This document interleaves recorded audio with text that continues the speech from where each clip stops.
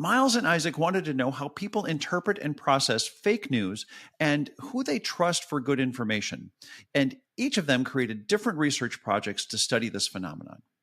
Miles tested how partisanship impacted the way we feel about spending time with someone who is speaking the truth or speaking a falsehood. And Isaac tested the idea about whether or not getting information from someone who believed in God would matter when it was an in-party or an out-party messenger. And just to let you know, the boy's father, Dave, was in the room guiding all of us through the conversation. You might hear his voice as well. We'll start by hearing from Miles about his paper on partisanship and how it impacts how we process true or false statements. I'm Miles and I go to Haggerty, and my paper is about what do people think about fake news shows. In our study, we have 1,143 people, and we show them a headline. It's either true or false, or in their party or out in the other party. So what were you trying to understand? We asked them a question of how nice they would, how nice they thought the person was, and if they wanted to spend time with them. And what we found in both cases, the best one was the true in party, and the baddest one, and the worst one was in the out party false. Oh. And the interesting part was the in between. So if we thought people are being nice, it's better to share a true one than a false one. So we found out, so it's better to share a true out party than a false in party for thinking how nice they are. So if I'm wanting to look at somebody, and if I'm a Democrat and somebody's a Republican, I'm going to like a Republican better if I know that they're truthful over a Democrat who is untruthful to me. Yes. It's kind of surprising, right? If we think about, well, I like the people that are like me, but if I know that they're not truthful, not going to like them as much. Is that right? Yeah. But then what's the most surprising part? But what the thing that for the other question, it was if you wanted to spend time with it. And the surprising thing is, we found the opposite thing. It's better if you want to spend time with it. It's better to share a false in-party than true out-party. What? So, Tim, did you get that? People would prefer to spend time with someone who is of their same party, even when they're sharing information that is false. Wow, that is surprising. It completely shoots down the idea that we care more about truth than our party affiliations. So we wanted to know if that surprised him. Yes, a lot. Yeah. So let me understand. If I want to get to know somebody who is in party, it's better for me to share something that's false. Yes, that's true. But the thing is, it's better about spending time with the share. The out party true is worse than in party false. But which is the best overall? Overall, the best is in party true. The best is in party true. Yeah. Okay. But still, it's sort of like for who you want to spend time with, which is more important, truth or party? Yeah, party. Right, but if we're judging who is a good or bad person or how smart or whatever they are, which is more important, truth or party? Truth. Do you think this applies to 8-year-olds as well? No. No? Are 8-year-olds, they just want to spend time with their friends?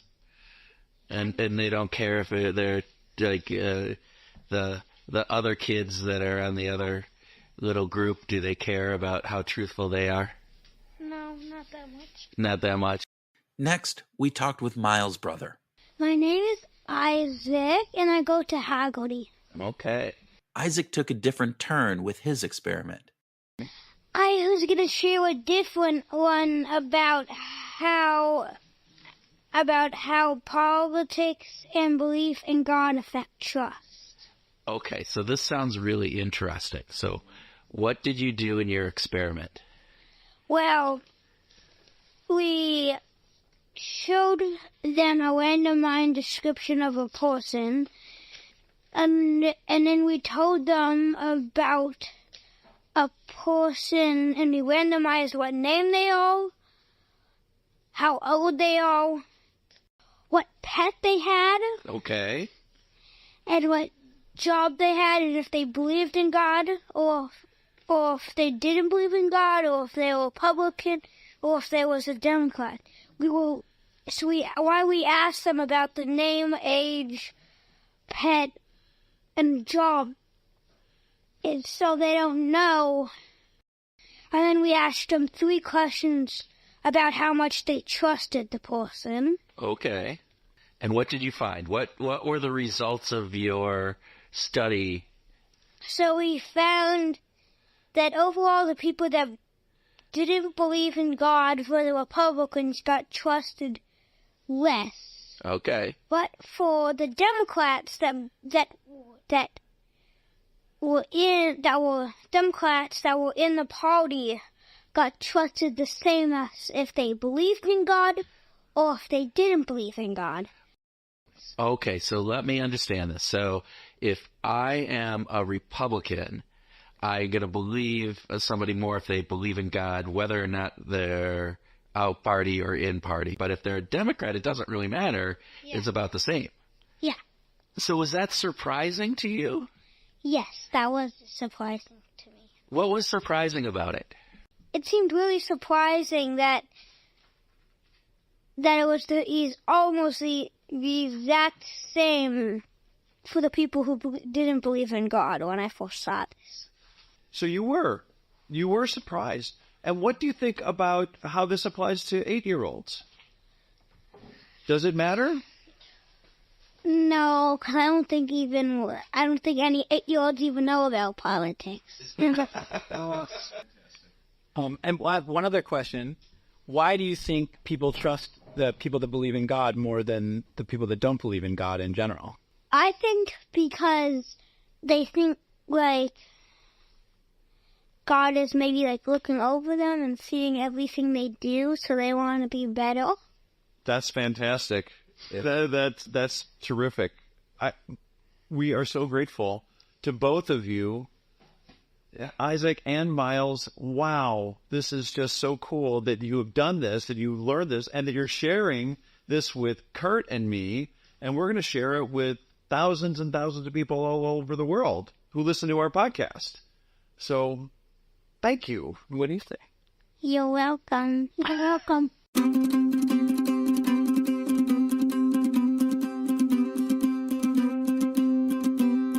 So when we think about Miles and Isaac, they're amazing 8-year-olds, right? But I want to, Gosh, they're really quite remarkable young boys. But first, let me just say about Miles' research. This is mind-blowing. The out-party true is worse than the in-party false. I'm having that mind explosion with that. And it's that we're so wired to be loyal to our own group, to our own tribe, to our own party, that it is actually better to deal with the falsehoods and accept the falsehoods of our own party than it is to say, no, you guys are wrong. And this was research that was thought up and done by an 8-year-old, Tim. This Right. This is crazy when you think about this. But we need to be very careful. What I think, Miles' research points to is, what are the falsehoods that we're believing just because of the tribe or group or political organization that we are a member of, right? Mhm. Because that affiliation drives this idea that I'd much rather prefer to hear a falsehood or to believe a falsehood within my own party than to actually face the truth from somebody who's not a part of that party. Yeah.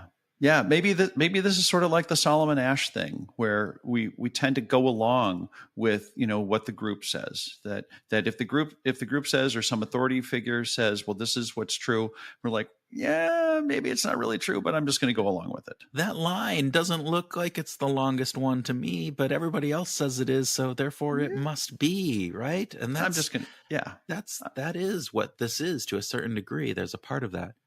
Yeah. Isaac's research was also really interesting. This idea that belief in God matters more to Republicans than it does to Democrats when it comes to trusting that person.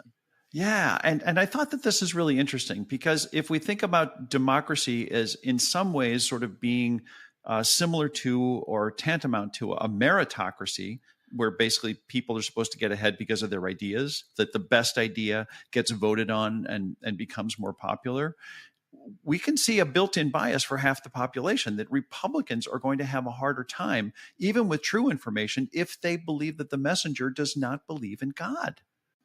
Yeah. So Isaac's research, I think, really points out that there's a big problem when we have half of the population who looks at trust as based upon your belief in God or not, regardless of the truth around that, information. Whether or not you believe in God does not matter how good your recipe is for salmon on the grill, right? This idea that there, and yet there's going to be harder. Oh, I don't know. You don't believe in God. How can you have a good recipe on this? How can I trust that it's going to be good from you?